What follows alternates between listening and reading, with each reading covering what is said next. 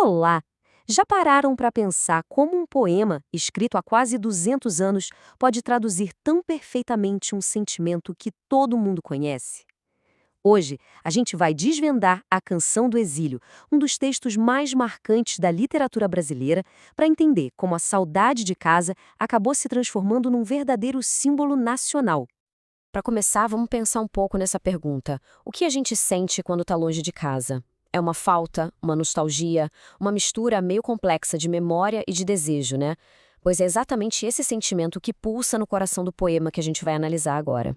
O poema que captura essa emoção toda é A Canção do Exílio. Ela foi escrita por Gonçalves Dias em 1843, justamente enquanto ele mesmo estava longe, estudando lá em Portugal. É um texto que é um marco do nosso romantismo, aquele movimento que valorizava a emoção, a exaltação da pátria. E uma coisa fascinante é que o Gonçalves Dias abre o poema com uma citação em alemão do escritor Goethe. Quando ele pergunta: "Conheces o país onde florescem os limoeiros?", ele já dá o tom da coisa, sabe? Um tom de nostalgia, e ele se conecta com uma tradição lá da Europa que também sonhava com uma terra distante, idealizada. E para entender este poema, a gente precisa entender essa palavra saudade. É aquela palavra famosa por ser quase impossível de traduzir por completo. Não é só sentir falta, é, é uma dor meio doce, uma nostalgia profunda que define bem o que o exilado sente. A saudade é um motor, é o combustível emocional de cada verso que vem a seguir. Então, como é que essa saudade aparece no poema? Bom, ele começa construindo uma imagem da pátria. Mas, olha, não é o Brasil real, do dia a dia. É uma visão perfeita, quase mítica, que passa pelo filtro da distância e da vontade de voltar. E aqui estão eles, talvez os versos mais famosos da nossa literatura. Reparem na comparação imediata que ele faz. O poeta cria dois mundos, o aqui, do exílio, e o lá, da terra natal.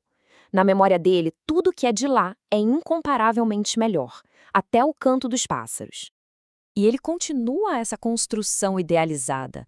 A natureza do Brasil é descrita com hipérbole, sabe? Aqueles exageros que vêm do coração. O céu tem mais estrelas, os campos mais flores, os bosques mais vida e, o mais importante, a nossa vida tem mais amores. A pátria idealizada não é só um lugar bonito, é um lugar de plenitude, de afeto. O poema repete esse verso inicial algumas vezes. E isso não é por falta de criatividade, não, pelo contrário, funciona como um refrão, quase um mantra. Toda vez que o poeta diz "minha terra tem palmeiras", ele está se agarrando à própria identidade, reafirmando para si mesmo quem ele é e de onde ele vem, mesmo estando tão longe. Mas o poema não fala só da beleza da terra distante, ele também mergulha fundo na dor de quem está longe. A análise, agora, muda o foco da memória idealizada para a realidade solitária do poeta. Essa linha é a chave de tudo. Encismar quer dizer perdido em pensamentos, sozinho à noite. Isso revela a realidade do exílio. Enquanto lá é cheio de vida, de amores, o aqui é um lugar de solidão, de contemplação noturna. O único prazer que ele encontra é justamente na lembrança da sua terra. E aqui a gente vê o conflito central bem desenhado. De um lado, o lá, a pátria, que representa tudo de bom, natureza, amor, vida. Do outro, o cá, o exílio, que é definido pela ausência, solidão, falta, um vazio. O poema inteiro vive nessa tensão entre o que está presente na memória e o que está ausente na realidade.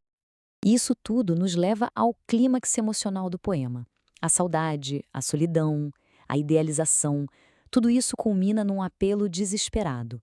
Um desejo final que resume toda a dor de quem está exilado. E aqui, o poema vira uma prece, uma oração. O poeta não pede riqueza, não pede glória. O único e desesperado pedido dele a Deus é não morrer antes de poder voltar para casa, antes de ver de novo as palmeiras e ouvir o sabiá. É o desejo mais fundamental de todos, o de se reconectar com as origens antes do fim. Com essa carga emocional toda, como é que um poema tão pessoal se tornou um símbolo para uma nação inteira? É aí que está a genialidade da Canção do Exílio. O Gonçalves Dias conseguiu colocar em palavras um sentimento que era coletivo. Naquela época, no século XIX, o Brasil era uma nação jovem buscando definir a própria identidade. E este poema deu as palavras, deu as imagens para essa busca. A saudade que ele sentia lá em Portugal se tornou a saudade de todos os brasileiros, e o poema virou um espelho da alma nacional. Isso nos leva a uma reflexão final. A canção do exílio tem quase 2 séculos de idade, mas continua ressoando forte. Talvez a imortalidade de uma obra de arte não esteja na complexidade dela, mas na capacidade de tocar numa verdade universal.